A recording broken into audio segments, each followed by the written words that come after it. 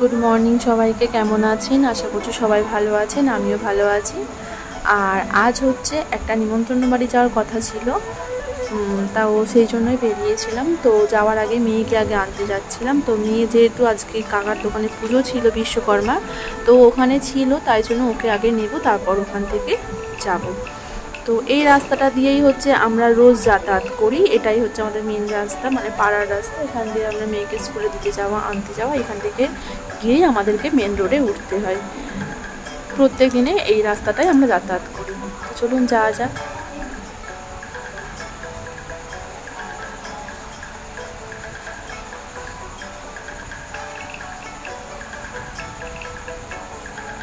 এত রোদ্দুর, ছাতা ছাড়া মানে হাঁটা যাচ্ছিল না।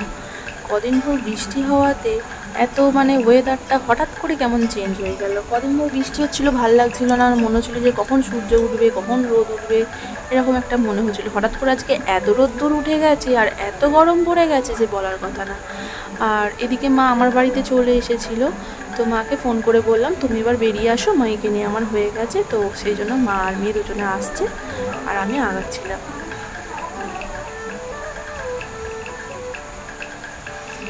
আর এটা দিয়েই যাব, যে বাড়িতে নিমন্ত্রণ আছে, তো সেই বাড়িতে এটা দিয়ে যাওয়ার রাস্তা। তো এটা দিয়ে যাচ্ছিলাম। আর এই যে বাগানটা দেখা যাচ্ছে, এই বাগানটার পিছন দিকেই আমাদের বাড়িটা পড়বে, মানে সেটাই মাকে দেখাচ্ছিলাম। আর এই যে এই জায়গাগুলো এখন আর ধান চাষ হয় না, আগে হতো, এত সুন্দর দেখতে লাগতো। আর এখন তো আর হয় না, এখন মানে সব জল জমে সব ঘাস বন হয়ে গেছে।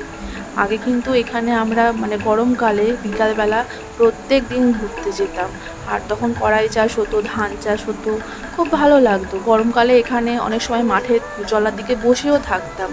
তো যাই হোক, এখন আর আমাদের এখানটায় সেরকমভাবে কোনো চাষবাস হয় না। তো তাই জন্যই মাকে দেখাচ্ছিলাম আর বলছিলাম। আর সত্যি গ্রামের দৃশ্য অপূর্বই হয়, আপনি যেখানে যান না কেন। আর এটা আমাদের হচ্ছে পাড়ার হচ্ছে হেলথ সেন্টার যেটা বলা হয়। আর হেলথ সেন্টারের পাশেই আছে বাচ্চাদের একটা স্কুল, যেখানে ছোটো ছোটো বাচ্চারা, যেটা অঙ্গনবাড়ি বলা হয়। তো এটাই আমাদের স্কুল। আর এখানে অনামিকারা আমাদের জন্য দাঁড়িয়েছিল, ওরা আমরা একসাথে যাব বলে। তো দেখা হয়ে গেছে, তো চলুন এবার যাওয়া যাক।